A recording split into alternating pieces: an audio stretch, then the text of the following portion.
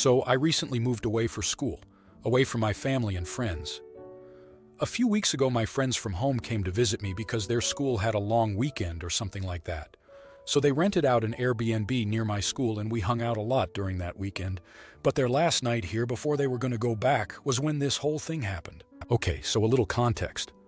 I don't have any problems with money whatsoever. In fact, I even chipped in for their Airbnb payment because they asked me for help prior. Only one of my friends works, so they're all trying to be frugal on this trip, which I completely understand. However, this night at dinner, they all decided they wanted to go to this really fancy restaurant. I'd never been there, but I heard it was a nice place, so I skipped out on lunch to really indulge in the food there. So we arrived there, and immediately my friends are saying how they're only going to order appetizers and drinks, because the mains were quite expensive, around $30-40 and higher. Then I tell them I'm going to order a lot of stuff because I had barely eaten that day. I ended up getting a ribeye, $78, and 3 appetizers, fries, $12, mac and cheese, $16, and a cheese board, $20. I specifically said that we could share the cheese board because I didn't think I could finish it all. Just the cheese board, that's important. All my friends order an appetizer or starter each for themselves, and when the food comes out, they finish theirs quite quickly. I took my time working on my steak, but then they all started eating the appetizers I had ordered. I barely had a quarter of my mac and cheese left, and I think I got like 8 fries. They didn't even give me any of the cheese from the cheese board because, and I quote, the mac and cheese had cheese in it already. Huh? Mind you, they had also ordered drinks for themselves, which were around $15 each. So at this point, I was getting upset already. The waitress comes and asks if we're splitting the bill, and before any of them could answer, I said to split the appetizers among all 4 of us. After the waitress left, I could tell the vibe had shifted. They were no longer joking around much, and the conversation seemed a bit strained. We still said goodbye to each other in a friendly manner, but as the weeks go by after they left, I noticed my friends had stopped contacting me as much as they used to. I texted one of them that I was closest to, and they told me that they were kind of pissed that I split the appetizers that I had ordered when they specifically said they didn't want to spend that much. So, that kind of made me feel bad because I didn't mean for there to be any conflict during their trip here as they came all the way to see me, and now I'm thinking I should have just paid for it. Am I the idiot? Now here are the comments. Comment 1. Everyone sucks here. I'm going to be honest.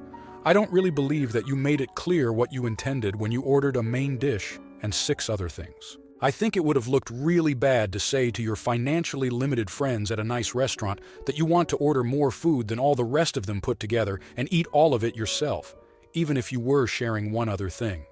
And I'll note, you didn't say anything about them eating food that was supposedly for you, and you don't say that you ordered or considered ordering more food because so much of yours was eaten by your friends. So, I think you created a circumstance where your friends believed they were being treated to some nice food, and then surprised them by telling the waitress that the bill was to be shared. That said, even given this interpretation, your friends were rude. Even with an understandable impression that they were being treated, they should have clarified before eating any of the food if it wasn't crystal clear. And they should have thanked you even before the food arrived, and they should not have eaten every bite of any of the things you were supposedly generously providing to the table. And given that they did none of those things, they should have taken your telling the waitress to split the bill as a moment to realize they had misunderstood. And they should have been gracious about it, because even if you do treat them to anything, they should not take it for granted or hold it against you if you put limits on that kind of thing. Comment 2. Everyone sucks here. They shouldn't have dug into your food without asking you if it was okay first. They wanted to share the food. They should expect to pitch in for what they ate. You knew they couldn't afford a lot of food, so your choice was to get a bunch of food so that they could do what exactly? Sit there and watch you eat 4x the food as the rest of them? Order an app and go back and get the full spread on your own time. What they did was rude, as was what you did. Comment 3. Everyone sucks here. They should have picked a place everyone could afford, and they shouldn't have eaten your food. You should have ordered in the same range as the rest of the table. No one wants to watch you eat an $1.80 steak while they eat their side salad. At the end of the day, they made a big effort to come see you. You chose being right over being a gracious friend. You weren't wrong, but I hope you enjoy being right all alone. Now for the next story. Our family does not have anything that requires a full-size truck. We don't haul anything, we don't camp, we do not own a trailer. We have zero reason to own a $100,000 truck, other than my husband really wanted it. It was in our budget, and he was adamant that it was what he wanted. We have 3 kids. Our oldest is 17, our daughter is 15, and our awesome surprise baby is 2. Not planned, but a joy to be sure. We never take the baby anywhere in the truck. My husband keeps it pristine. My son has a Jetta that he purchased with help from us and his grandparents. It is a reliable car, but it is not in great shape. I have a Porsche Cayenne that is our family vehicle.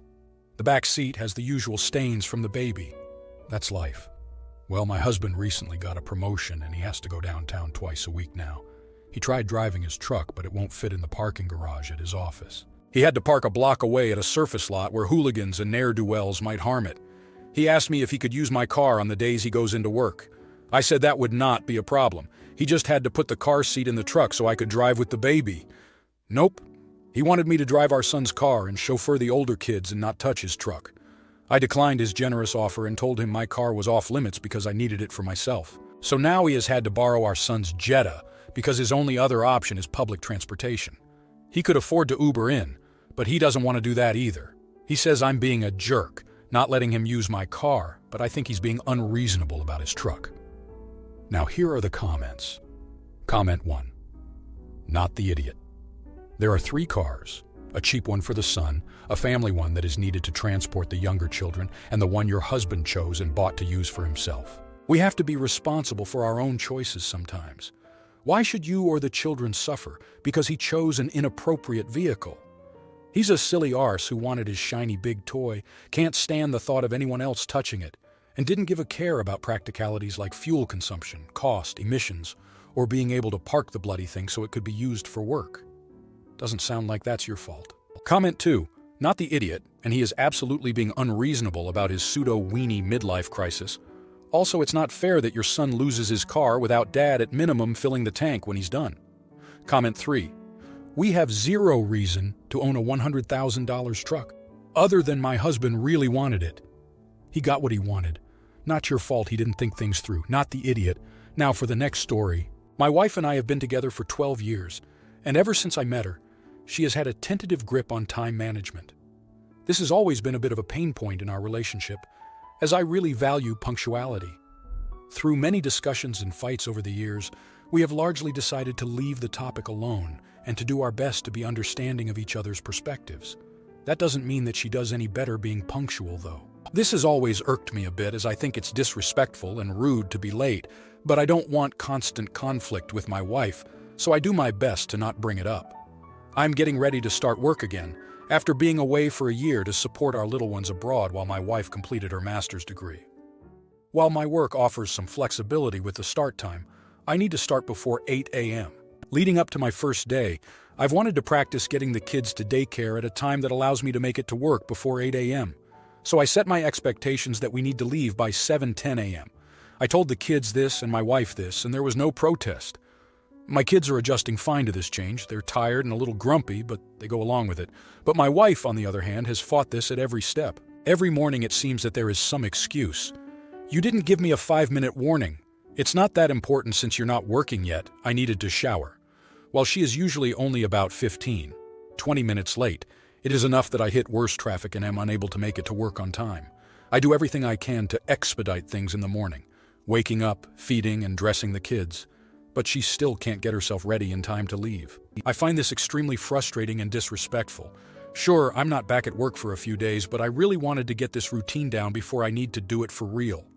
I'm anxious about starting work again, and this has only added to my anxiety. I remind my wife, sometimes fairly assertively, most mornings about the 7:10 drop dead time being important to me, and how I find it disrespectful that she isn't ready by then. This usually leads to an argument and hard feelings. I don't feel that I should give in on this, though. I think she is being narcissistic by not supporting me with this, and I think she is wrong.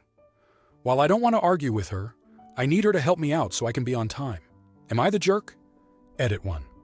My wife needs to be ready for 7:10 because she sometimes rides along with us in the morning.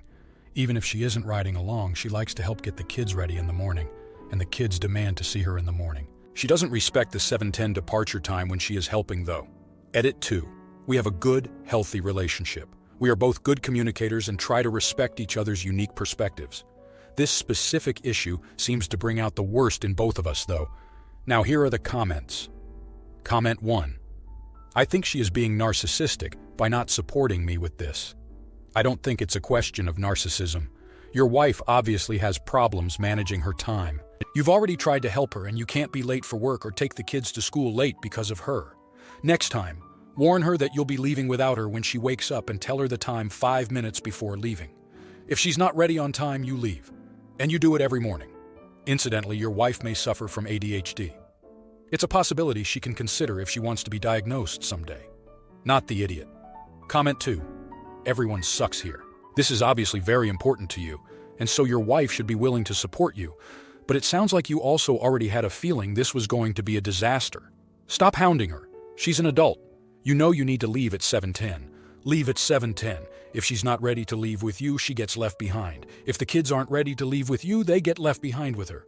She's an adult, and she will figure it out. If she doesn't like having to figure it out, she will start getting up earlier and helping you get your kids ready. Comment 3. Not the idiot. Poor punctuality and bad timekeeping are my bugbear as well.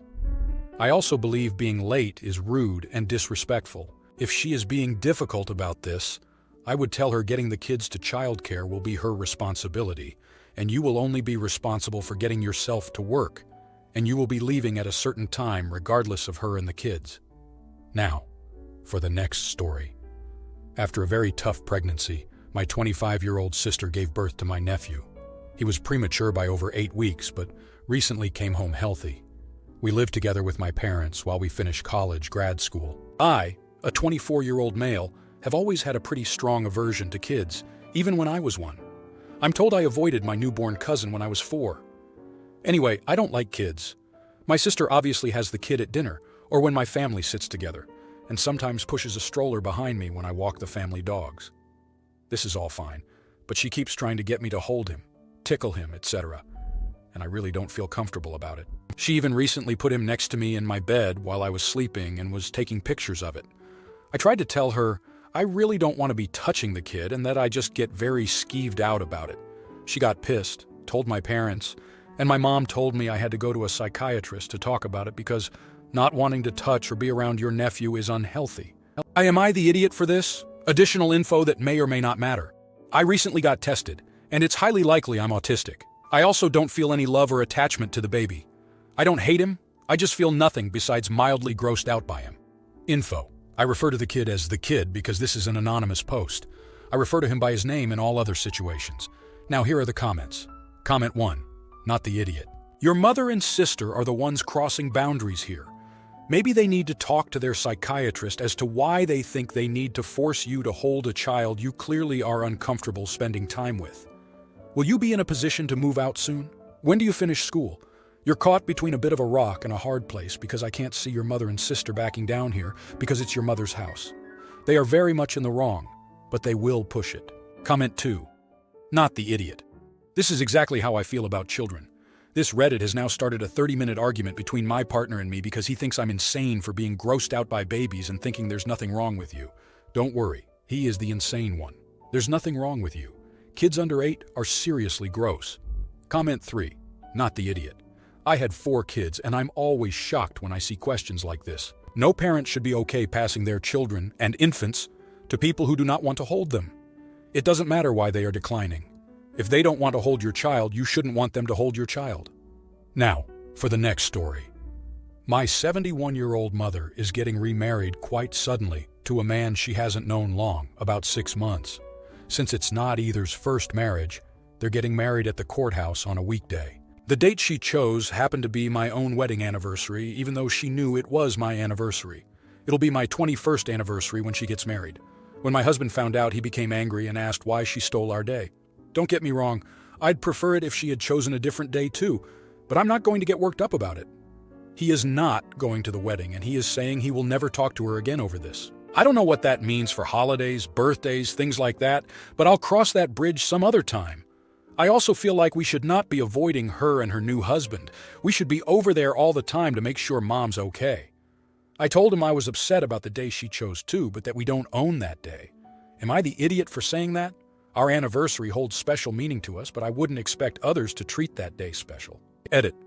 My husband and my mother have always gotten along. They are both lovely people. I did tell my mother that one of the days she had to choose from was my anniversary, and my husband did take me out for a very nice evening for our anniversary. Now here are the comments. Comment 1. Unpopular opinion, but you're the idiot. The comments and replies I've read made it sound like OP's husband and mother do not get along. I doubt someone who has been married for 21 years would get that upset over something so minor if it wasn't built up over time. So to me, it seems like the mother is intentionally trying to antagonize OP's husband, and her not backing him up undermines their own relationship. I had a courthouse wedding. There are stipulations on when they do them. The thing is, if one courthouse doesn't match your schedule, you can go to another if there are more in your area. My city has 5 that I know of, and only one had a slot around the time my wife and I wanted. Also, if it's something important to a family member, it isn't hard to compromise and change the when. I'd have been so okay with waiting a week or two if that made a world of difference to someone we cared about. So overall, I think you're the idiot, not because they own the day, but because by not supporting the husband, OP is, by default, supporting the mother, who sounds kind of obnoxious at best. Comment 2. Info, please. 2 of your comments kind of indicate what the issue is. She had 4 dates from which to choose.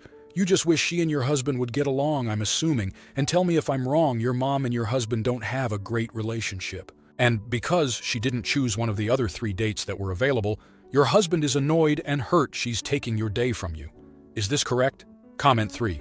Look, I wouldn't make a big deal about it in your position, but I find it weird that she chose your anniversary out of those 4 dates. It's weird. TBH, getting married this week is hugely concerning. Have you talked to your mom about a prenup? Has she made any move to secure her assets? Seriously. You're the idiot if you don't make sure she secure herself as best she can. If you like this video, you'll probably like these too.